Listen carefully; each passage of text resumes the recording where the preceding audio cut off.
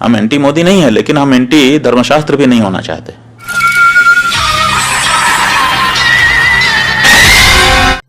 नमस्कार, आप देख रहे हैं बिहार न्यूज सिटी। जैसा कि जान रहे हैं कि देश भर में श्री राम मंदिर का चर्चा हो रहा है और 22 जनवरी को श्री राम मंदिर जो उत्तर प्रदेश के अयोध्या में नवनिर्मित निर्माण हो रहा है, उसका 22 जनवरी को ही प्राण प्रतिष्ठा करने की तिथि तय किया गया है, जिसको लेकर देश भर के कई शंकराचार्य ने उस पर प्रश्न चिन्ह खड़ा किया।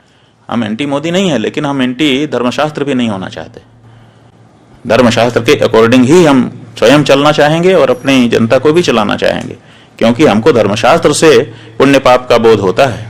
राम है ये किसने हमको बताया? हमारे धर्मशास्त्र ने हमको बताया।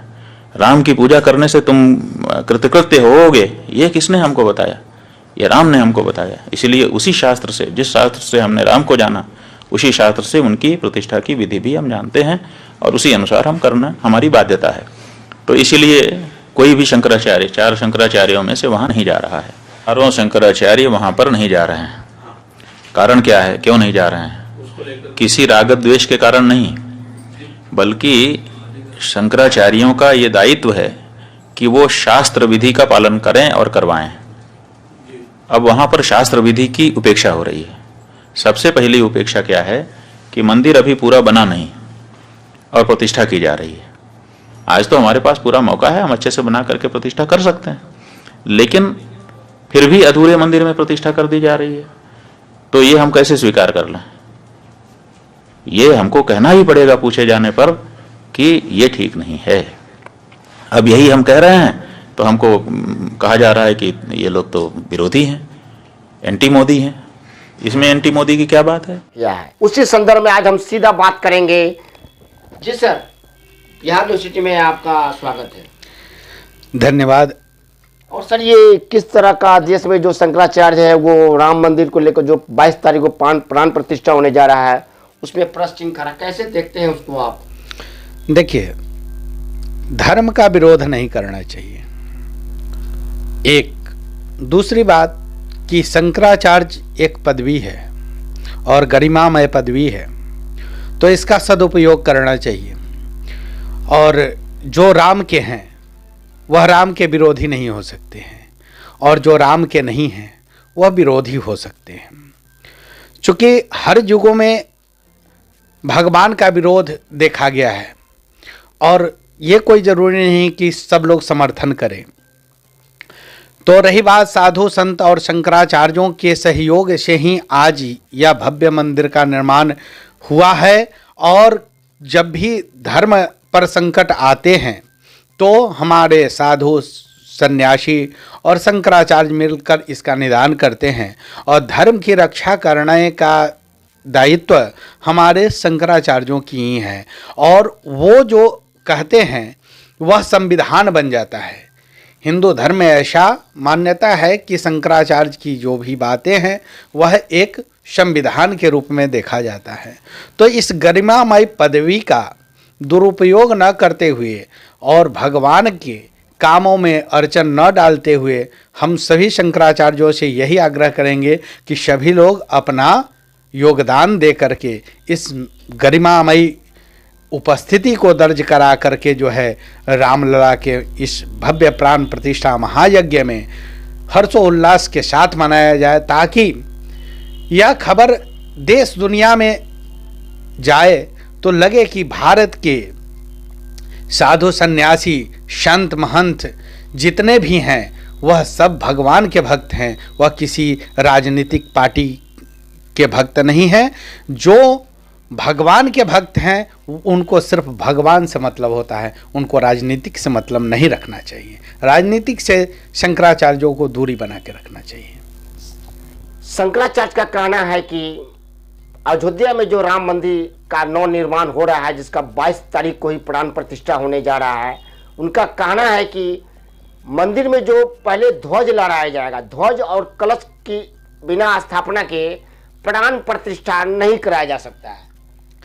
देखिए, ध्वज लहराना और सभी यज्ञ का एक अपना मापदंड है।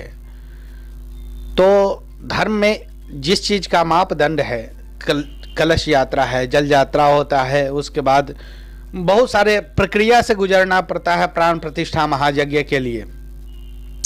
तो सारे प्रक्रियाओं से गुजरने के लिए 7 दिन का टाइम लगता है।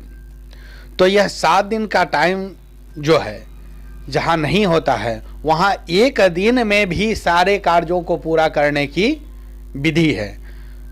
तो 1 दिन में भी यह किया जा सकता है। सर, एक शंकराचार्य नहीं, देश के 4 शंकराचार्य, उसमें से अधिकांश शंकराचार्य का कहना यही है कि कहीं न कहीं नवनिर्माण जो मंदिर हो रहा है, विक्षुप्त मंदिर है, उस मंदिर में पूजा करना कहीं न कहीं धर्म को अनदेखा कर रहा है। और हम धर्म शास्त्र से जुड़े हुए हैं, हम शंकराचार्य हैं, हम वैसे में आम लोगों को गुमराह नहीं कर सकते हैं, हम इसका बहिष्कार करते हैं। देखिए, कितने शंकराचार्य हैं इस पूरे देश में, सो पहले बताएं आप। 4 शंकराचार्य को तो माना जाता है। 4 शंकराचार्य में जितने भी शंकराचार्य हैं उन सबों ने विरोध अभी तक नहीं किया है। अधिकांश 2 से ज्यादा तो कर ही रहे हैं। 2 से ज्यादा कर रहे हैं। यदि आपके सपोर्ट में 1 भी हैं तो काफी है। अच्छा, ये क्या है, क्या चल रहा है सर? शंकराचार्य में आज देख रहे हैं धर्म के नाम पर ही, राम के नाम पर हिंदुओं को बांटा जा रहा है। आपको नहीं लग रहा है क्या जरूरी था विक्षुप्त मंदिर को ही पूजा इस 22 तारीख को ही कर देना, जबकि रामनवमी का भी समय कुछ ज्यादा तो है ही नहीं, इसी वर्ष में 2024 में ही आई जानी है। उस समय भी तो किया जा सकता था, शुभ समय भी था। देखिए, हर घड़ी शुभ घड़ी है, हर वार शुभ वार, भदवा नानक तब लगे जब रूठे करतार।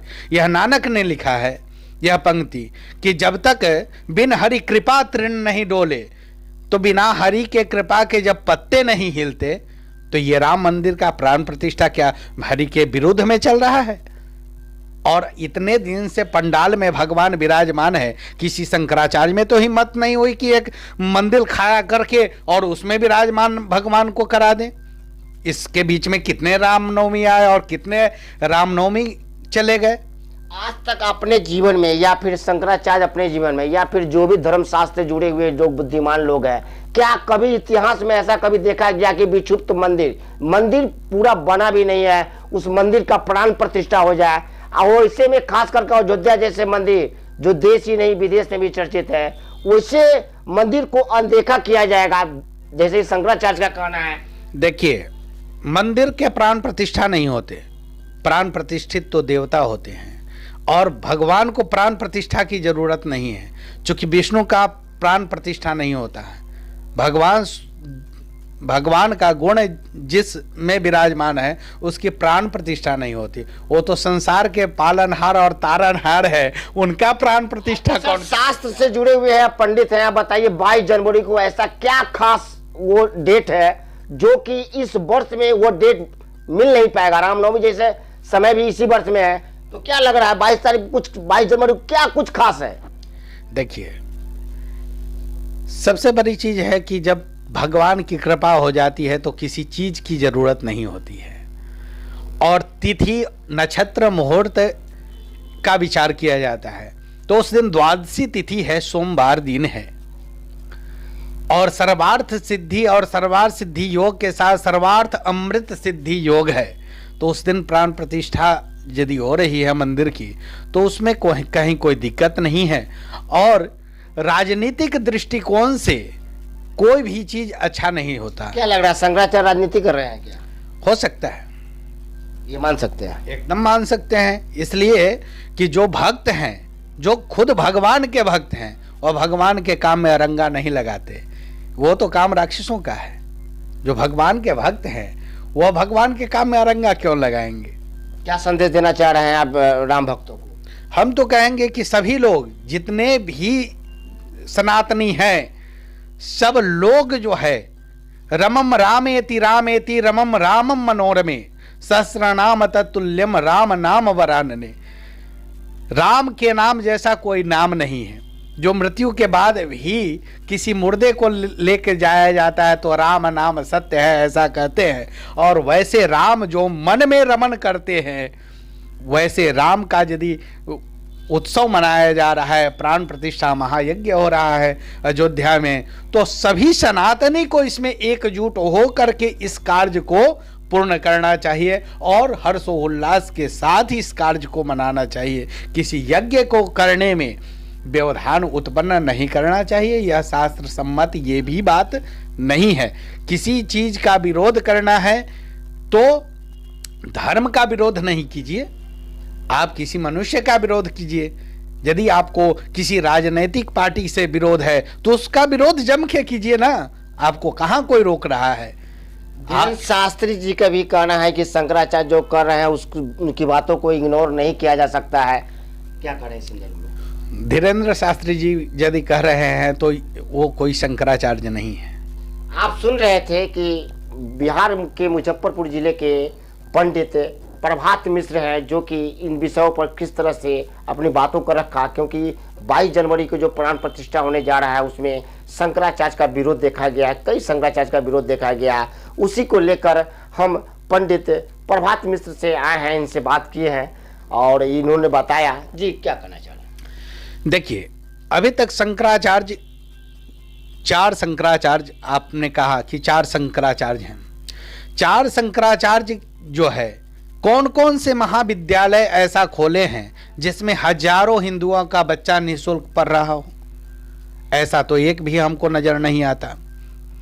गुरुकुल की परंपरा है, गुरुकुल की व्यवस्था है, तो किसी में 50 विद्यार्थी हैं और किसी में 100 विद्यार्थी हैं।